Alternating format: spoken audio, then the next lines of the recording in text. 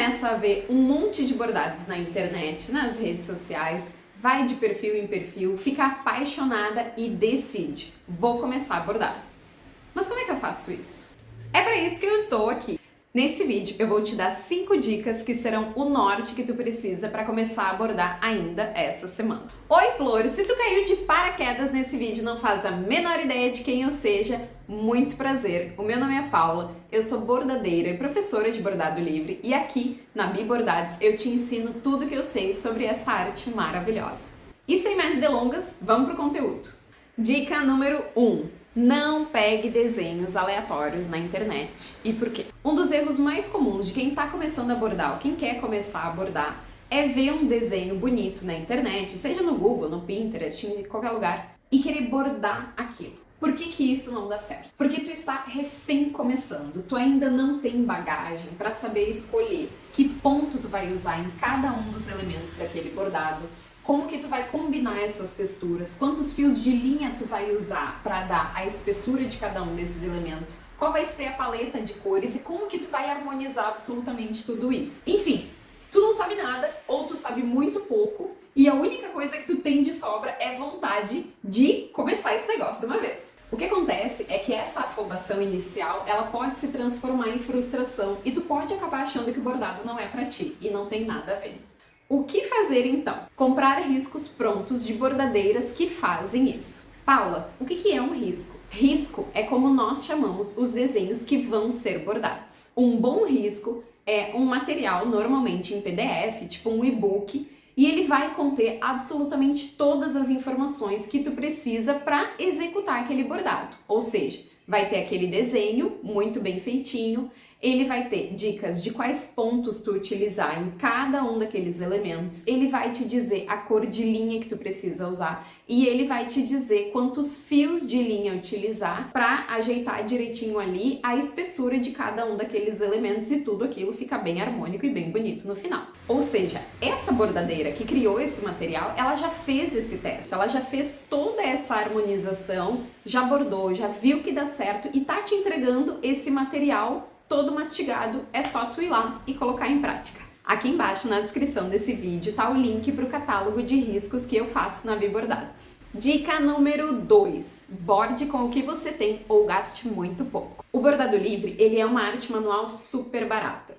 Se tu for investir com R$50 ou menos até, tu consegue ir numa loja de aviamentos, num armarinho, ou então uma loja de artesanato e já sair com tudo de lá e para mais de um bordado inclusive. Então tu consegue todos esses materiais para fazer mais de um bordado. Outra opção é nós bordarmos com aquilo que nós já temos em casa. Para bordar, nós precisamos de linha, agulha, tesoura, tecido e um bastidor.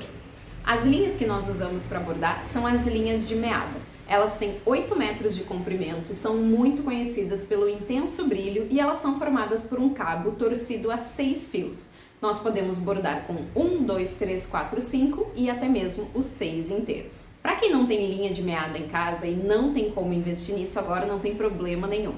A gente consegue bordar também com linhas de costura, aquelas normais que toda mãe, vó e tia tem em casa, tenho certeza absoluta. Até mesmo aqueles kits de costura bem simplesinhos, sabe? Aqueles de viagem, a gente consegue usar sem problema nenhum. As agulhas que nós usamos no bordado livre são agulhas de costura, que elas têm aquela ponta bem fininha. O tecido normalmente é tecido de algodão cru, que é um tecido natural, de cor neutra, bem resistente e super simples na hora da gente bordar. A tesoura precisa ter uma ponta fina. Podem ser essas tesouras próprias para bordado ou então aquelas simples de banheiro que também são muito boas. O bastidor é o acessório que segura esse tecido enquanto a gente está bordando. Ele confere mais estabilidade, principalmente para a bordadeira que é iniciante. Não é um item obrigatório. Algumas pessoas preferem bordar na mão sem o bastidor. Tá tudo bem.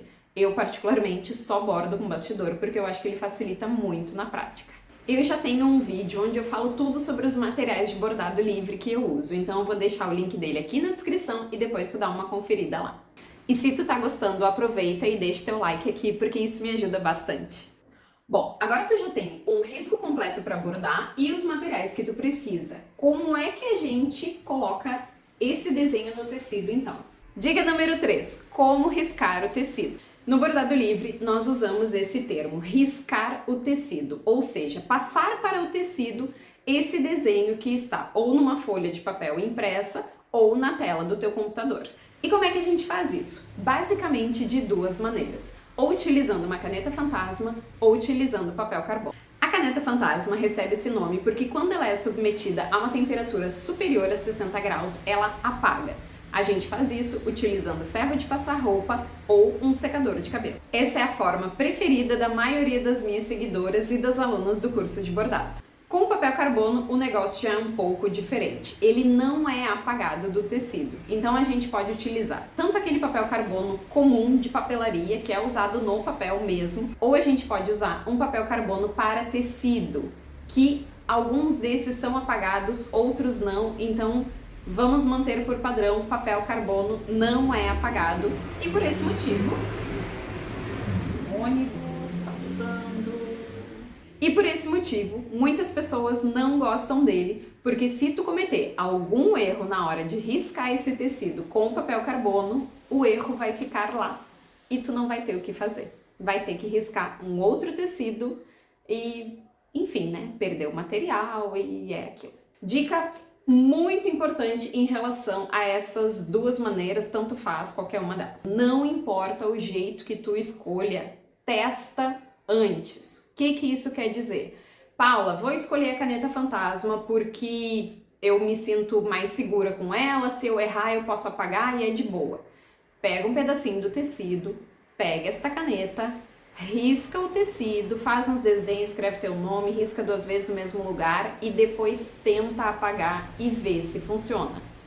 Porque já tive uma vez que eu perdi um tecido porque eu, afobada, fui já riscar e não fiz o teste e quando eu tentei, o bordado pronto já, quando eu tentei apagar, não deu certo e eu perdi todo o meu bordado. Então, sempre façam o teste. Com o papel carbono, exatamente a mesma coisa.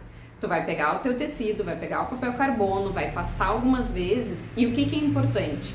Dependendo da força que tu usa para passar o tecido, esse risco vai ficar mais forte e mais grosso ou mais fino. Então, é bem importante que tu aprenda o grau de força, firmeza que tu precisa ter na hora de riscar esse tecido e isso a gente faz um teste antes. Então, por favor, independente da forma que tu escolher para fazer isso, faz um teste antes. Fica a dica. Aqui no canal eu já tenho vídeo ensinando como riscar o tecido com essas duas maneiras. Então, aqui na descrição do vídeo também vai ficar esses links para vocês acompanharem. Dica número 4, os primeiros pontos.